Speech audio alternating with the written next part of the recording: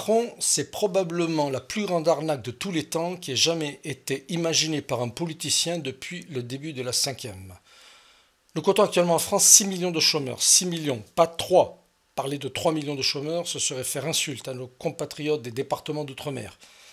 Nous comptons 6 millions de chômeurs en France et cette loi qui porte le nom de loi croissance et activité, ne crée strictement aucun emploi. Pire, elle détruit des emplois et je vais vous expliquer pourquoi.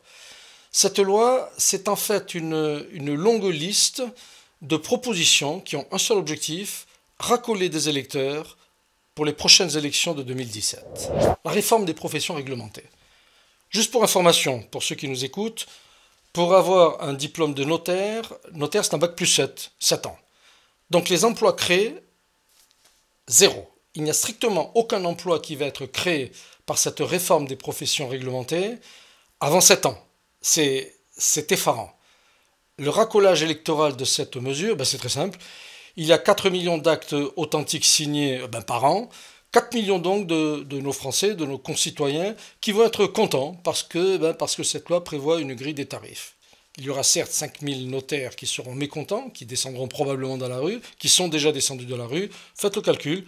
Total, 3 995 000 électeurs potentiels heureux. La réforme du passage du permis de conduire, extraordinaire. Le délai d'attente entre deux examens passe de 98 à 45 jours. Fantastique. Petit détail, les emplois créés par cette mesure, zéro.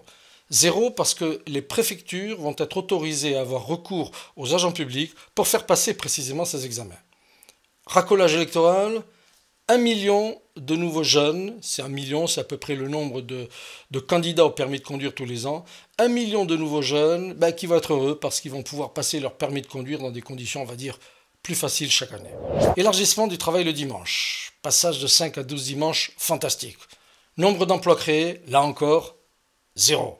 Zéro nouveaux emplois créés. Pourquoi zéro? Parce que la loi Macron prévoit de payer double les salariés qui travailleront le dimanche. Racolage électoral, là, plusieurs millions de Français, tous ceux qui font leurs courses le dimanche, qui vont être absolument heureux de pouvoir faire leurs courses le dimanche. La libéralisation des lignes d'autocars. Et là encore, petit détail, il y avait avant un constructeur d'autocars français, il s'appelle Carrier, il a été liquidé en 2014. Aujourd'hui, les deux principaux fabricants d'autocars s'appellent Iveco et Mercedes. Libéraliser les lignes d'autocars, certes, ça va amener des autocars sur notre marché, ça va permettre de créer des emplois en Italie, chez Iveco, et en Allemagne, chez Mercedes. En France. Faisons un calcul sommaire. Imaginons qu'il y ait 50 lignes transversales qui soient créées. Allez, 50 chauffeurs, plus les retours, 50 et 50, 100. Cette clause de cette loi va créer 100 emplois. J'ai pas dit 100 000, 100. Je vous rappelle qu'il y a 6 millions de chômeurs en France. Racolage électoral de cette mesure, tous les millions de Français qui aujourd'hui vivent à, on va dire, plus de 50 km d'une gare, qui vont être tout contents, tout heureux que grâce à la loi Macron, ils puissent prendre un autocar pour aller d'un point A à un point B dans notre pays. Autorisation de privatisation. Mais qu'est-ce que ça vient faire là? C'est effarant, c'est une arnaque à la crédibilité des Français. Cette clause prévoit une privatisation des aéroports de Lyon et de Nice. Alors, juste encore, petit calcul, simple.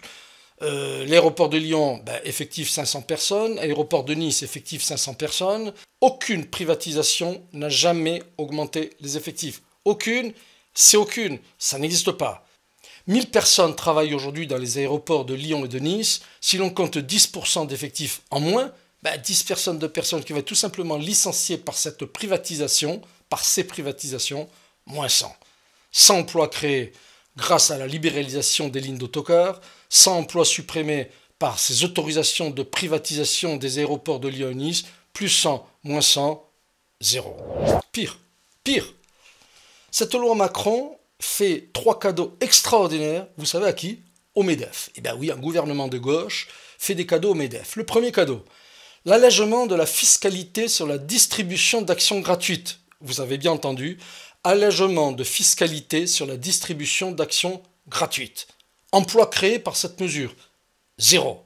Racolage électoral, tous les cadres supérieurs de nos grosses entreprises, de nos gros groupes, et bien sûr le MEDEF, Parce que, bien sûr, c'est plus facile de distribuer des actions gratuites à des salariés, à des cadres supérieurs, plutôt que d'augmenter leur salaire. La deuxième mesure, qui va faire un grand plaisir, bien sûr, au MEDEF, c'est la réforme de la justice prud'homale. Et là encore, emploi créé par cette réforme, zéro.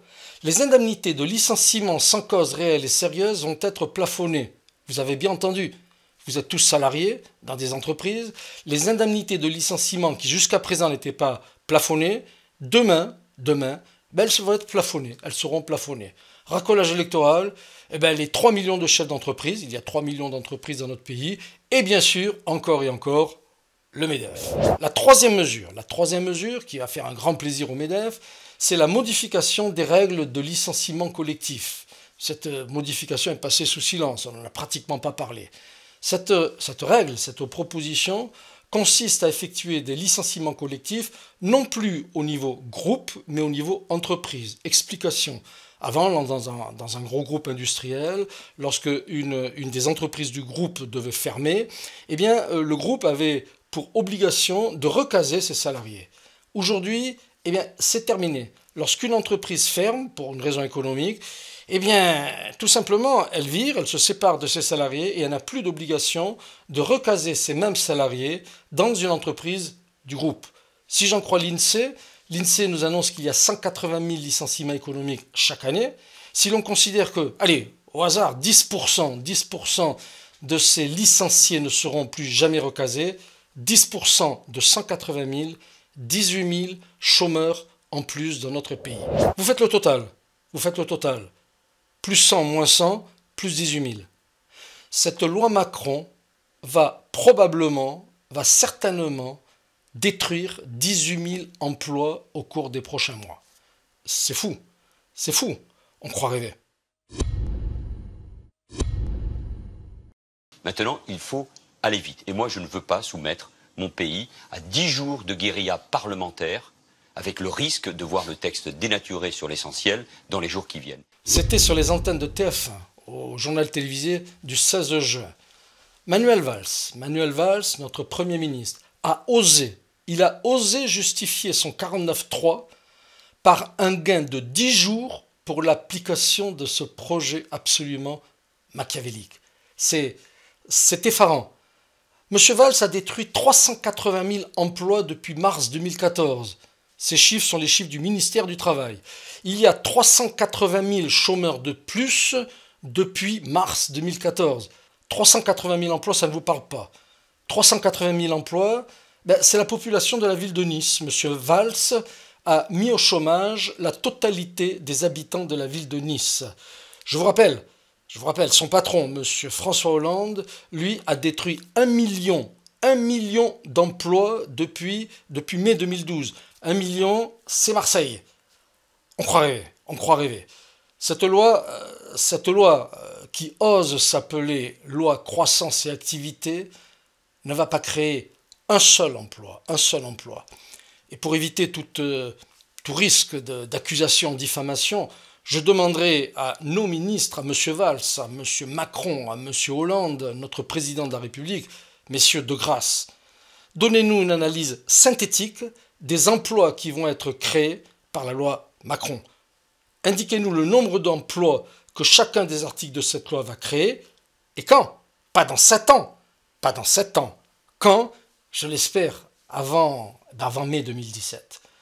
Voyez-vous, mes chers amis, et là, je vais me tourner vers vous, vous qui me faites l'immense plaisir et l'immense honneur de nous écouter et de nous apporter votre soutien.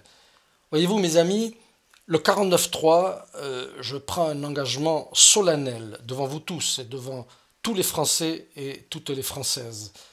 Mes amis, jamais je n'utiliserai le 49.3 parce que ce serait faire une insulte à nos élus, à nos députés, à ceux que vous avez nommés pour gérer et pour voter les lois de notre République.